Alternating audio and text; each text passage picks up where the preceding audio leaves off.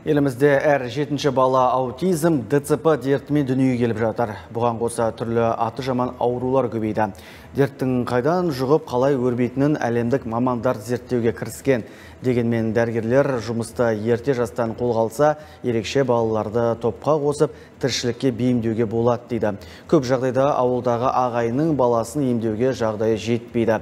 Осы орайда Жамбыл облысына қарасты 5 ауылдың 21 баласына Қазақмыс компаниясы оңалту орталығына жолдама берді. Бұл Жамбыл облысы Шу ауданына қарасты 5 ауылдан келген 21 отбасы. Әр ата-ана түрлі аурумен күресіп келеді. Ем қабылдауға келген балалар ДЦП, Даун синдромы, аутизм дертіне шалдыққан. Сондай ата-ананың бірі Отынгүл Әліпбаева. Немеремді апармаған жерім қалмады дейді. Ем-дом шаралары үзілмеуі тиіс екен. Алайда ауылда тұрғандықтан мамандарға көріну қиынға түсіпті.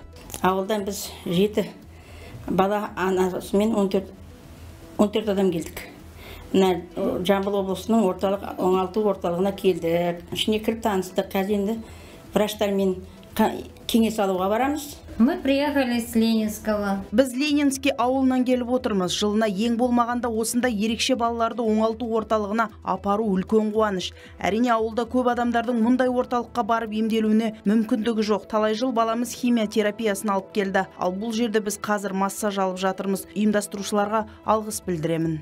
Қазақмыс холдингі 21 баланың ем алуына жәрдемдесті. Ем-дом шаралары 10 күнге жалғасады. Компания алдағы уақытта да өздері жұмыс істеп жатқан аумақтағы тұрғындарға барынша көмек көрсетпекші. Ауылдар жалпы біздің кен орындарымыз, мекемелерімізге жақын орналасқан ауылдар. Ол Бірлік Үстем ауылы, Бірлік ауылы, Көкқайнар ауылы, Қонаев ауылы, Шоқпар ауылы. Осы ауылдардан акиматпен бірігіп жұмыс істеп, осы балаларды бізге іріктеп списогын берді. Осы списокпен келіп отырдық. Оңалту орталықтарының ашылғанына 25 жыл. Басында ана мен балаға арналған мекеме 2020 жылдан бастап оңалту орталығына ауысқан. 3 жылдың ішінде 8 мыңға жуық науқас осы мекемеде ем алды. Оның тең жартысы балалар. Мұндағы мамандар елде аты жаман ауруды балалар көп жұқтырып жатқанын айтып дабыл қағуда. Логопедтер бар, жұмыс істейтін балалармен, ересектермен де жұмыс істейтін логопедтер бар. После инсульттан кейінгі адамдардың көбісін именно тілмен байланысты проблемалар болады. Соның бәрін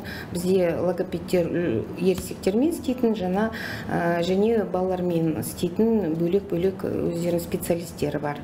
Психологтарымыз бар, эрготерапевттер бар. Мекеме басшысы орталыққа келген науқастар бірден сауығып кетпейтінін айтады. Алайда бала кезінен дерттің алдын алса, түзеліп кету мүмкіндігі жоғары дейді. Емделу шарасына келген азаматтар портал арқылы да тіркеле алады. Ал Қазақмыс компаниясы болса, бұл шараны дәстүрге айналдырмақшы. Айтпақшы, жақында ғана корпорация басшылығы елдегі 35 ерекше бала тәрбиелеп отырған ата-аналарға пәтер кілтін табыстаған еді.